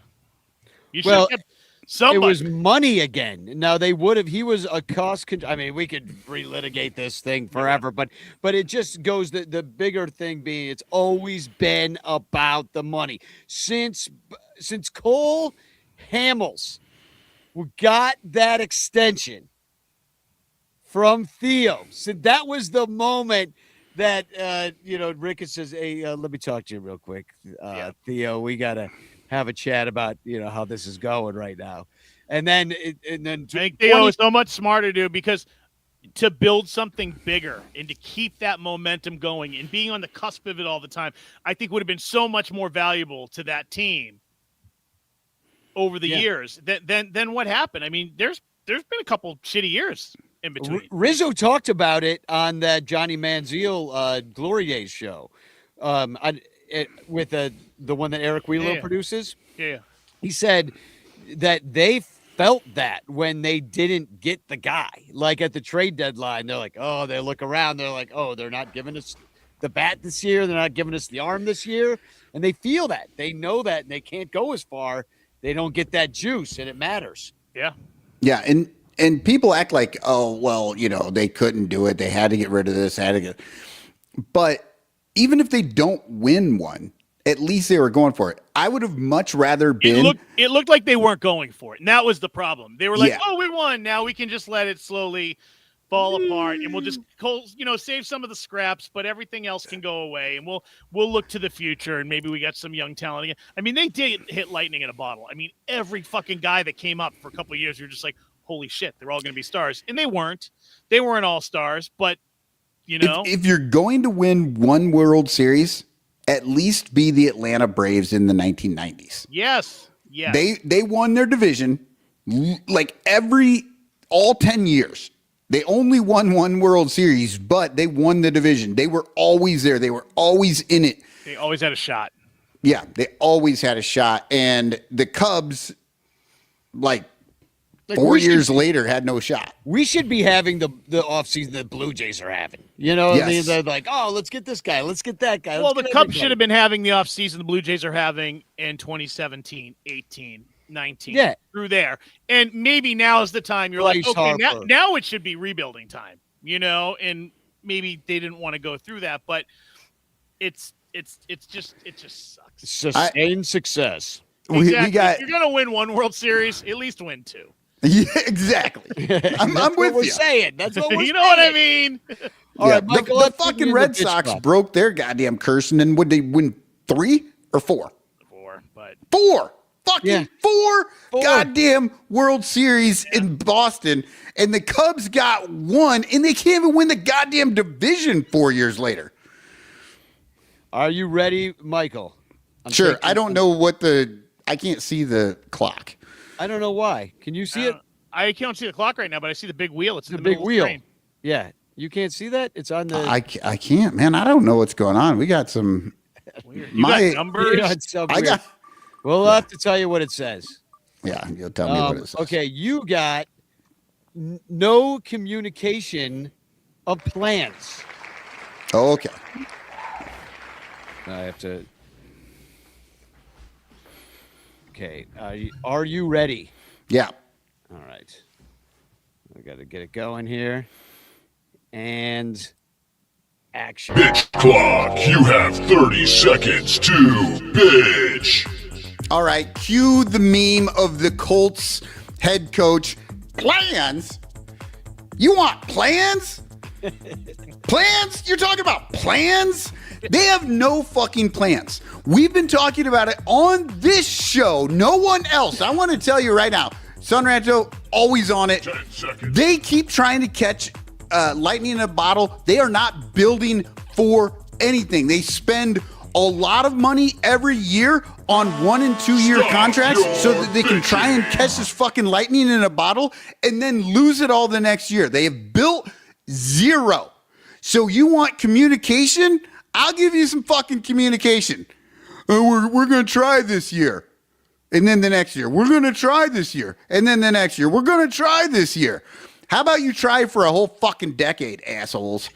Yep. Well, I went a little long. Sorry. I should have given you a 60. I mean, I think that they are actually executing their plan perfectly, which is why Jed Hoyer got an extension. You know, very good, Jed. Don't spend too much money and keep the stadium full enough. Their plan is to get that third wild card spot, and if they do a little better than that, all the better, because you know, they don't give a shit. You know, Yeah, they'd rather play the wild card series. It's especially if it's at home. It's 3 extra home games for them. Yeah, exactly. You know, they don't want to buy. You know what I mean? Like, Yeah. the owners don't. The players might. But they The- don't give the a owners shit don't about the want- players. The owners don't want anything that even rhymes with buy. Anything that rhymes with buy or tax or anything. There's, stay the fuck away from that. Buy. That's why they don't use fax machines, because it rhymes with tax. And also, fax machines are harder to commit fraud with. Are they? I don't know. These days, you know, maybe I it's think so. It's I don't know. Let's try. Let's see if we can't figure out some way to commit fraud with it. Yeah, Michael. Can we- Wait, Michael. How's Stella doing? You know, Terry was saying to give you a break, but you know, is she enjoying the show? Yeah, she's actually outside the door now, and she's whining. She wants to come in. Oh, all right. She was sitting she sits so close to me, and my chair has wheels. Yeah, and no. I was getting nervous every time I moved Just that I pick was her going to up, like put her roll on the over her lap. leg. She can be on the show. Everybody be happy to see her. You want me to bring her on the lap? Okay, spin the wheel, Danny. See what you get. I'll see if I can get this big ass dog to sit on my lap. Spinning away. Oh, Nico Horner. Michael's about to get bit by a dog live on the. It's gonna be awesome. I can't compete with that. Nico Horner trade talk is what I have picked. Bitch clock, you have 30 seconds to bitch. I have no problem with trading Nico Horner, because if you're not going to sign him to a decent contract, you know, what is he going to get? You know, anywhere between like 15 and 25 million for the next 4 or 5 years. If you can't do that with a guy that you grew yourself, that did everything for you, that came up like far before he was even supposed to be on the Chicago Cubs, and came up and saved your season, or at least tried to that one year, and you treat him nasty and like sell him out at the end of it, you don't even deserve a guy as good as Nico Horner. bitching. Anyway, so screw you, Cubs. You should have already freaking extended his ass. I totally agree with that. Nico Horner. I mean, they gave Ian Happ a 4-year no trade deal. I think Nico Horner deserves at least that. If he can get the same deal as Happ, that would be totally worth it. You got a contact hitter, you know, and why they haven't done it yet, because they like to go right up to the freaking deadline. Because if they're freaking under 500 and injuries plague them at the beginning of the year or something, and they accidentally have a really bad year this year, because that could happen with what they have too. That is in the realm of possibility, because they don't have a backup for the backup for the backup, like some teams that are stacked do. So Nico Horner, why not trade his ass? Yeah, Yep. let's go. But they probably, because they're such assholes, they'd probably rather have the pick. They'd rather have the second round pick for the. They have always hated Nico Horner. Remember, the only reason he's on this team is because every shortstop on the Cubs back in 2018, I think, or 19. I said in my pitching. Yeah, lost their, like, they all died. He saved him. He came up from freaking Double-A. Javi was down. Russell was off the team. It was 2019. Yeah. And in 2020, he would not have made the team. but because of COVID, they had extra spots, and so they had him. They had a spot for him. Otherwise, they wouldn't have even put him on the fucking team. He's done every single thing the Cubs have ever asked him to do, and they can't. And he's good, and he's a shortstop that plays second. He's totally undervalued himself the entire time. He should be the goddamn leadoff hitter of the team, but like for whatever reason, like they can't do anything. They have to put Michael Bush up there, the only guy with power in your whole lineup. Well, let's put him leadoff. Like, listen, the Ricketts do not want anyone named after that lady that used to hang out with that weirdo Andy Warhol and that other dude who sang the song about the trans ladies. Take a look at the wild side. You know what I mean? Like, they don't want that on their team. No, it's like more Shaw. Way too Less Horner. counterculture for those Omaha fucks. Yeah, more Shaw, less Horner. All right. Well, oh God. Oh, Stella, do you smell that? Stella, is that you? Oh God. Sweet. No, it's not Stella. The Cubs' bull penis fixed just in time for 2026. But without one more hitter, the Cubs are in the shitter. The Brewers will step on their dicks. Happy New Year.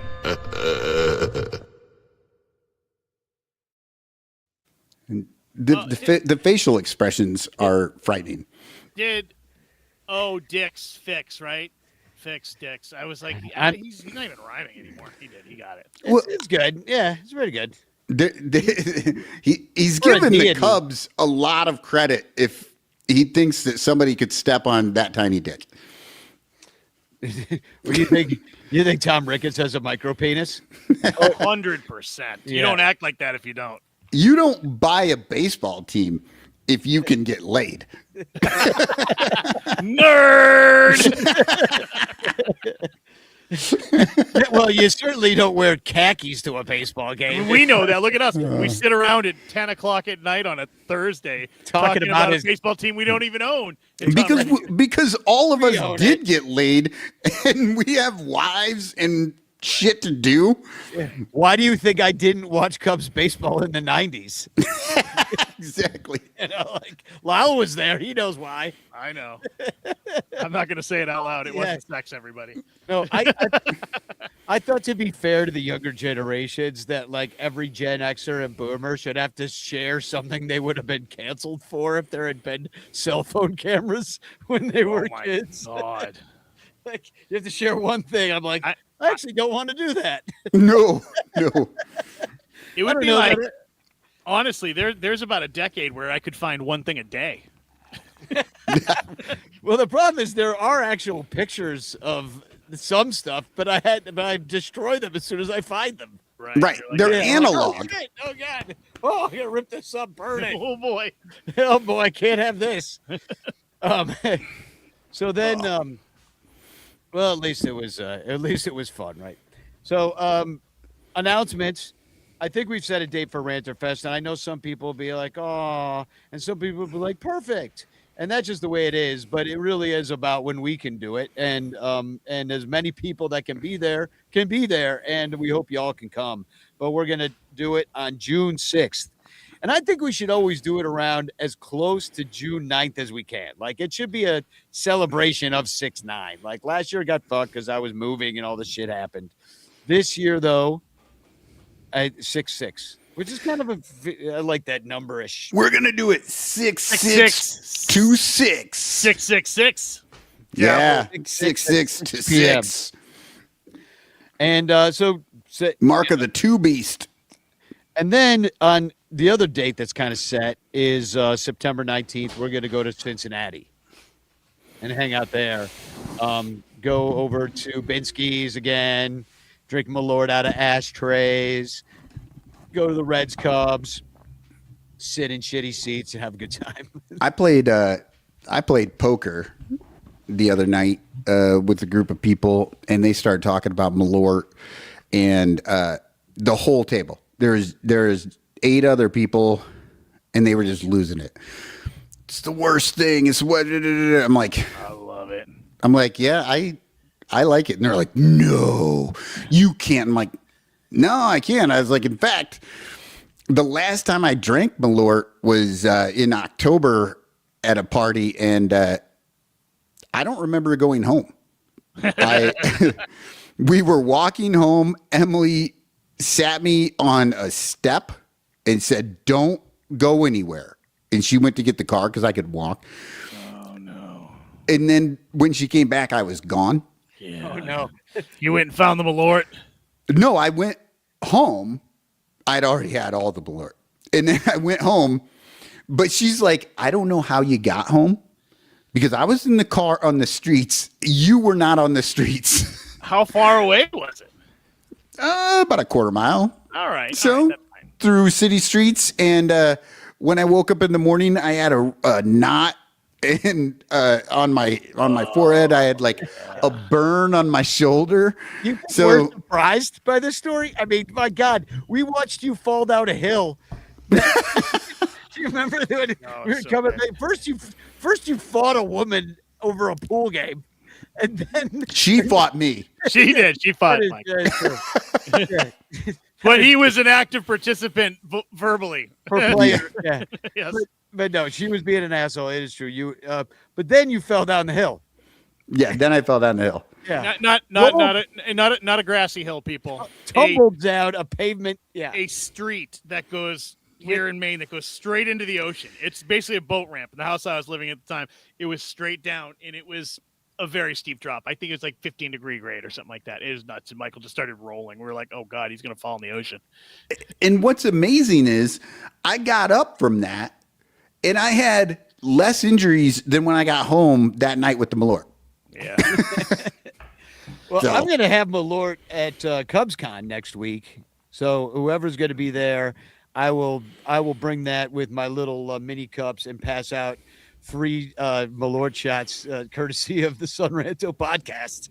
That's what we call Chicago sober, people. You know, they have California sober when you just do cocaine, you don't drink. Chicago sober is you That's just do me. shots of Malort sometimes. Right. That's me. That's Yeah, the only I thing know. I drink now. I I'm know. Chicago I know. sober. Yeah. Well, and And honestly, California sober. it will generally all kinds work. of sober.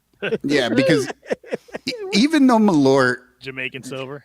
we do kind of like it, you do know right away, oh, I really shouldn't have more than a couple of these. Like it does not taste good enough that you're like, ooh, you know what? I think I'm going to have like 8. You know what I'm That going to doesn't be happen. now? I'm going to be Grateful Dead sober. Oh, that's good. Just LSD and marijuana You can pretty much do whatever you want. and Except heroin and cocaine. Yeah, exactly. Yep. You can pretty much do what you want. Yeah. Yeah. Not a bad deal at all. All right. I do have some TFCs I forgot about. I also have 2. I did, but nobody showed me how to use the software yet. So I'm unable to load mine up. So here we go. All right. I got I to promise you by the end of this year, Danny will learn how to use the bitch cock, and I'll figure out how to put my TFCs up there. Death, taxes, and Lyle can't load a TFC. Did you guys hear about how the A's, the Athletics, did not trademark their name so that somebody else owns the Las Vegas Athletics? And the Vegas Athletics, and the Athletics of Las Vegas, they owned all of it. Right. Well, I want to say, though, it's not that somebody owns it. Maybe somebody does, but I thought it was just that it's too generic of a term that they haven't been able to get the patent on it. All right. Well, either way, I don't they know. they don't have a patent. They can't get the patent for it, yes. Or the copyright or and whatever. And the Expos thought that was pretty funny, even though they don't exist. And they said Montreal Expos tweeted out, "At least our trademarks are still valid." That's amazing. That is amazing. From 1998, they just got fucking taken to school. Top rope with an elbow from Canada. Boom. Or wait, when was it? It wasn't 2003? When did they move to DC? You're thinking about the strike, which was 98, right? Or 94, No, that was 94. 94. That was when they had a chance for the Yeah. playoffs. No, I think it was like 2003 was when the Nationals. So 2002 is the last time there was an Expos team. 2004. 4, it says. Oh, okay. Yeah. But still, that's a fucking tweet that's been waiting 20 years to drop on somebody's ass. I like that. Well, let's see. I have talking about the Cabrera deal and our guy, Owen Casey, the ginger. Matt Trueblood says, forcibly relocating this guy to Miami, Florida is a death sentence. Please start a GoFundMe for Owen Casey's sunscreen budget. Oh, buddy. Yeah. I need some sunscreen, buddy.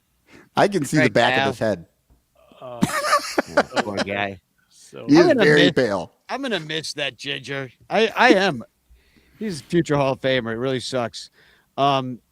Speaking of ex-Cubs, this is kind of dark, but Adbert Alzolay is alive, so that's good. He tweeted out he was down in Venezuela when we bombed it, and just Oh my kidnapped, God.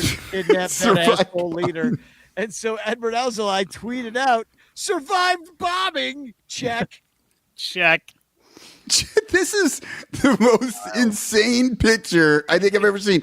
The woman with him is smiling a very, very fucking smug smile. Like, yeah, I made it. And Alzolay is just happy. Like he just Static. like he just won the best gumball prize. they are so fucked up. That's why. Yeah. Yeah, Oh my like, God. thank God we made it through that bombing. But poor guy, how scary for him. I love Adbert Alzolay. It's too bad it didn't work out with him. You know, I think that another player that the Cubs fucked over. Yeah. And I'm very glad that he survived the bombing. Yeah, me too. Okay, so I got one more here. I believe this came from ESPN, who, after the Cubs made this deal for Edward Cabrera, posted this. Cubs add to rotation in Cabrera deal with Marlins. They gave this a grade of C+. Ooh, that's low. They gave it a C+. It's Owen Casey, Christian Hernandez, Edgar.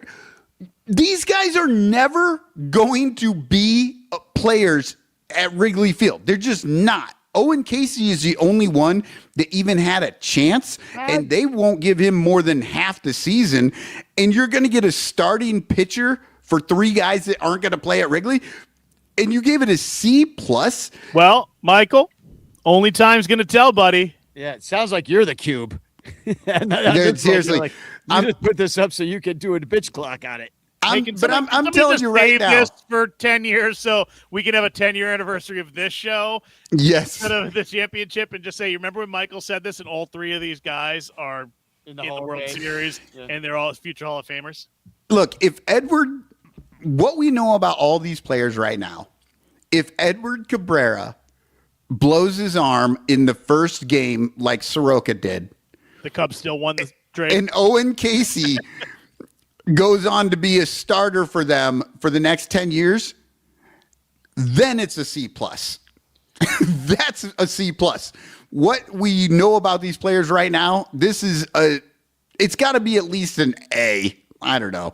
Grades are fucking stupid. This is one of but this those- is terrible. This is one of those, you know, when you say it looks like both teams got a fair deal for what happened. You know, it's like this is one that I really had no problem with either way. I just didn't really I care. totally disagree. Fine. You think it's a good deal? I'm sitting there looking at it, and Fired up. I'm just like, I cannot believe that the Marlins did this. Well, I just don't think I don't want to overstate like how good I think Edward Cabrera is as a pitcher. You know what I mean? No, like, but there's that's a lot not the to be point. Proven from him, you know, if he's got to at least if he gives you 125 innings, like a number 3-4 starter, like is that really? Yes, because you might not get 125 innings out of fucking Owen Casey. But are you excited about it? Like I'm just No, saying, I'm not excited about it, but exactly. a That's my C only point. plus, and the Cubs wouldn't give Owen Casey 125 innings. You know what I mean? no, Like, they I'm would talking about the Give him Cubs. 125 at bats. Yeah, the Cubs that I know wouldn't have given any of these three guys a single, like they wouldn't give them a shot to truly be on this team, which means if Cabrera is a starting pitcher for this team for half the season, this is a very lopsided deal because he played a half season more than any of these other guys. Only time will tell. Now, the Marlins may actually use them, and they might be good. That won't make any difference because the Cubs would not have used them. Doesn't matter. It'll make a lot of difference in the minds of people who were like, see? The Cubs Yeah, in the minds of people again. who are fucking stupid. You can keep these guys on the Cubs you can keep them on the Cubs forever, never get Edward Cabrera, but if you don't fucking play them, all right, why does it matter? Michael, let me take us to the next conversation. Fuck, buddy. Let me take it to the next conversation, Michael. Let me see if I can calm you down. Baseball's never been better since the DH came to the National League. Go. Oh my God. Listen to you. I do want to mention something about Owen Casey is that It fucking sucks, Lyle. It fucking sucks. To Michael's point, and I know there was some injury issue last year, but to your point, though, he has been in AAA for the last 2 years. 2 full fucking years. 24 and 25. And they did not, and it's not like the Cubs had no place for him. I guess they didn't.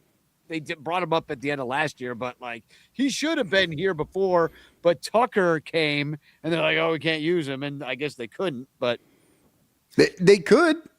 They could. There was room to get them time. They had Alcantara up, and they didn't use him either. You know what I mean? So now he's the guy that they're maybe going to use now. The Cubs decided They had no plan to stay in first place and make the playoffs, so they might as well have just brought people up and let them play. Yeah, the Cubs decided that Kyle Tucker at 75%, just no power, just barely hitting, he was generally good as a player, but he was way less than he needed to be. They chose that over letting this Owen kid who might have a chance get out there and play. Yeah. Yep. So, all right, get into that trade again. There's my TFC is, and I think this must be a bot account because Craig Mish, who writes for the Marlins, said Marlins trade complete. Miami will receive top prospect Owen Casey from the Cabrera trade. They will also get infielder Christian Hernandez. And Sean, or Cub Z, said, now selling my probably hundreds of dollars in Christian Hernandez cards. I'm like, really? Is that even a thing you could even have? Gotta be a bot, right? I mean, they're not worth hundreds of dollars, but I mean, I guess you could buy enough cards that you spent hundreds of dollars in it. Yeah. And my final one is He has all the cards, Michael. every card. Yeah. I'm kind of interested in seeing these Christian Hernandez cards because Sean has an anime avatar, and I'm wondering if Christian Hernandez has alien tentacle sex monster cards. You wonder weird things. And my final one is this one. It's just Matt Shaw speaking at Turning Point USA over the break. Matt Shaw in a poster. How embarrassing Roger Stone is this? and Russell Brand. How much worse could it be? Russell Brand, the guy who became MAGA to get himself out of a rape charge. He became Christian too. Yeah, He's an atheist. And I think he's been He's still so dead. right, and I think he's been accused since then multiple times of rape. This past week or two, not enough to get him taken off that panel though. No. Well, when you're on there with Roger Stone, they're like, rape accusations, we're good. Yeah. So anyway, that's embarrassing. I was kind of hoping Matt Shaw would be in one of these trades. Oh, you know what? I was going to bring this up, and I totally forgot earlier, but I had a dream about the both of you the other night, by the way. Yeah, it's after 11. You can say it. Go ahead. Well, we got to go to a break here. Okay. Hey, fuck, buddy. Well, fuck, baby. Yeah. Why? What were we doing? No. Lyle was visiting Danny, and he was on his way home, and so he stopped at my house because that's how dream geography works. Right.